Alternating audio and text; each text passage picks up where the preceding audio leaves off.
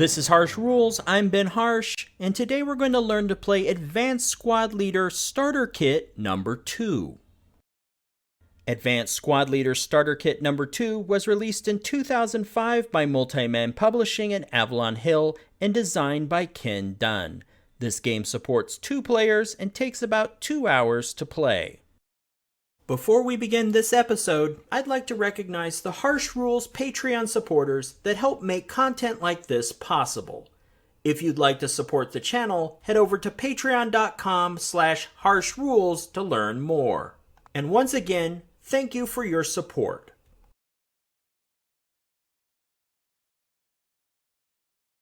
Welcome back to the Harsh Rules breakdown for Advanced Squad Leader Starter Kit number 2. In this episode in the Advanced Squad Leader Starter Kit series, we will begin working our way through the new content in Starter Kit number 2, which adds guns to the game. Now, each of the starter kits in this series are self-contained, which means you can buy any one and it contains everything you need to play an ASL Starter Kit game. The components, maps, and scenarios are different in each set, so you can build out your game options as you collect each one. For this rules breakdown series, I am covering each entry's new content as we go along. If you've purchased later kits in the series, you need to go back and watch the previous episodes that cover the infantry rules. The rulebook in Starter Kit number 2 contains infantry rules from Starter Kit number 1. So if you only have Starter Kit number 2, once you watch those episodes, you should be good to go for this series.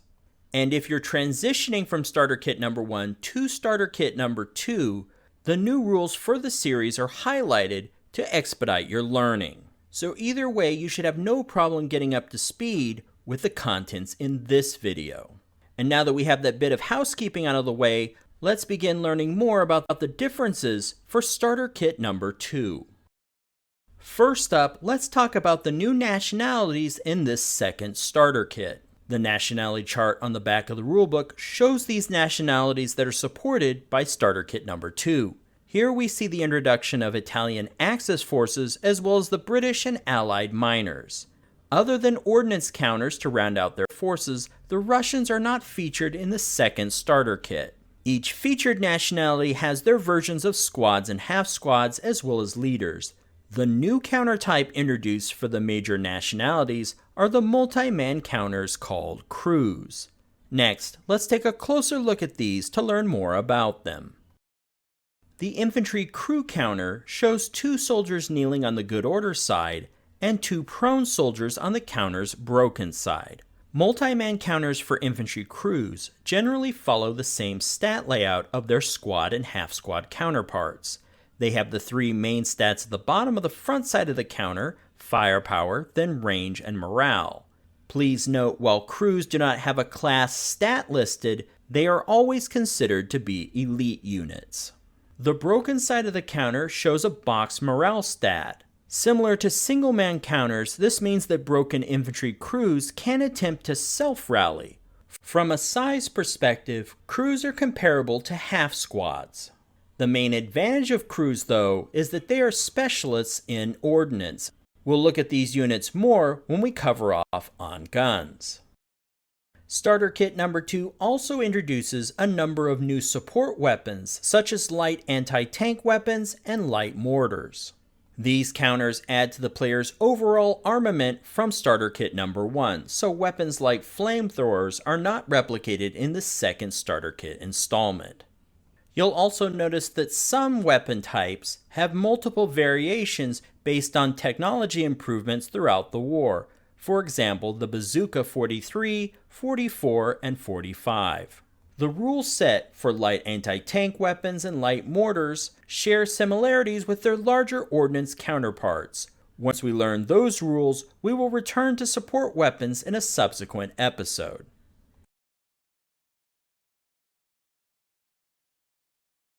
Starter Kit number 2 offers a wide variety of guns.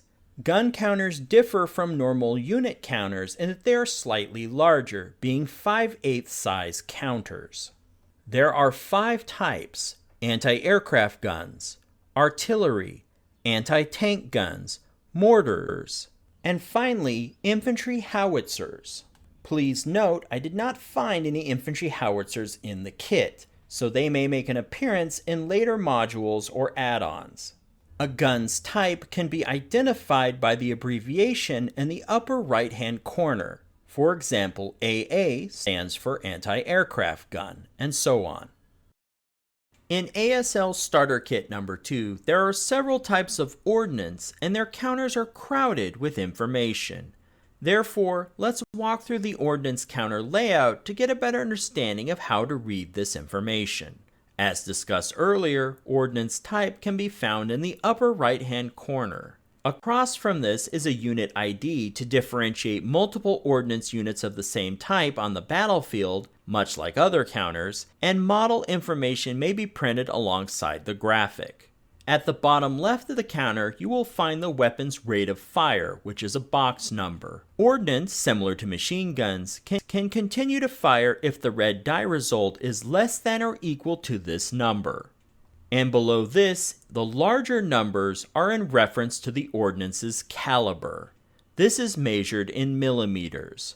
Next to this, you may see a letter, like L.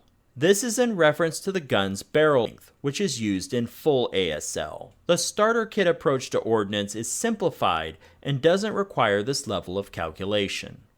Now, let's discuss a few optional stats that may or may not appear on certain counters. You may notice a number in parentheses. This is the infantry firepower equivalence number. Most ordnance require the player to score a hit before they can see what damage was caused. However, in some cases, ordnance has the ability to fire like infantry. In this area, you may also see lines above or below the caliber number. A line above the caliber will indicate that armor-piercing rounds are not available. A line below the number will indicate that high explosives are not available. There may also be special ammo options on the back side of the counter. If you see an asterisk next to the caliber number, it may indicate that there's a limited amount of special ammunition. This is a reminder to check the ordnance definition at the back of the rulebook to see what applies. Next, let's discuss ordnance mobility. Ordnance comes in two types. They are either quick setup or limbered. While ordnance is often delivered to the battlefield by truck, depending on their function, they may be positioned quickly with the intent that they could easily be moved again, or they may need to be unlimbered and set up. When a gun is limbered, its wheels are positioned for transport. Unlimbered often means the wheels are retracted and it is emplaced in the ground and fully set up for firing. However, keep in mind for this tutorial, limbering is not supported by starter kit games. This is a feature of full ASL. When you're ready to make that jump, the game components in the starter kit series are fully compatible. It's also important to note that even if the backside of the counter is marked for limbered stats, all guns can malfunction. Similar to support weapons, if not stated on the counter, the breakdown number for a gun is 12. However, since the back of bigger gun counters give limbered information, you will need to tag them with a gun malfunction counter to keep track of their status, as well as their required repair and elimination numbers. Now, whether certain features are supported by starter kits or not, understanding how these weapons function is key to learning ordnance. Although there are no vehicles in Starter Kit number 2 to tow guns, vehicles are introduced in Starter Kit number 3, these guns can still be manhandled, which means a bunch of soldiers can attempt to push the gun into an adjacent hex. Each gun has a manhandling number in the upper right-hand corner that begins with an M. To move the gun to a new location in the movement phase, the owner must roll less than or equal to the manhandling number modified by the appropriate DRMs found on the player aid sheet. We'll cover manhandling ordnance in a subsequent episode. Ordnance also varies in size. Unusual ordnance sizes are indicated by a colored manhandling number. Small ordnance manhandling number has a white backing. Large guns manhandling numbers are highlighted in red. The size of ordnance, either small or large, is applied as modifiers when targeted by an opponent. Finally, let's talk about some unique features of these counters. Most guns have a range that exceed any of the maps or scenarios in the starter kit series. Mortars, however, are a little bit different and have a limited range. This mortar has a range of 2 hexes to 60 hexes to a target. As we'll see in just a moment, Ordnance has facing, which means the direction the gun is pointing, which defines its arc of fire. Some weapons, like this anti-aircraft gun, has a 360-degree mount which allows it to change its facing much easier than most guns. This is indicated by a white circle on the counter. And now that we've got a little more familiar with the stats on the counter, let's discuss Ordnance counter etiquette and facing. This is more of a review, but Ordnance counter etiquette follows the same process as support weapons. To take full advantage of Ordnance capabilities, they must be manned by an infantry crew. If the crew counter is above the Ordnance counter, then the Ordnance is considered unmanned. If the crew counter is below the Ordnance counter, then that crew is manning the Ordnance. While support weapons, such as light anti-tank weapons and mortars, are portable and can be fired in any direction, larger Ordnance has facing, or in other words, a specific direction it can fire, which establishes the hexes in its firing arc. Facing is determined by the counter's orientation in the hex. A covered arc is indicated by placing the gun counter with the depicted gun barrel pointing at one of the 6 hex spines. For example, this German 88's anti-aircraft gun's barrel is pointed at the southeast corner of the hex. This establishes the hexes included in its firing arc. Now, a gun may only fire within its covered arc, but it may change its facing prior to firing. However, it will suffer a penalty for doing so. A gun may also change its facing and thus its covered arc without firing at the end of a friendly fire phase, but not the movement phase, but only if its manning infantry has not fired its inherent firepower. We'll go into more detail of this in subsequent episodes. If a gun counter has a white circle though, it is a 360-degree mount and has reduced to hit penalties when changing its covered arc before firing. All other guns are considered to be non-turreted weapons. Guns that are designed to swivel like this German 88 anti-aircraft gun can more easily change its facing. Therefore, if the counter is rotated, the AA gun is now pointed at the southern hex spine.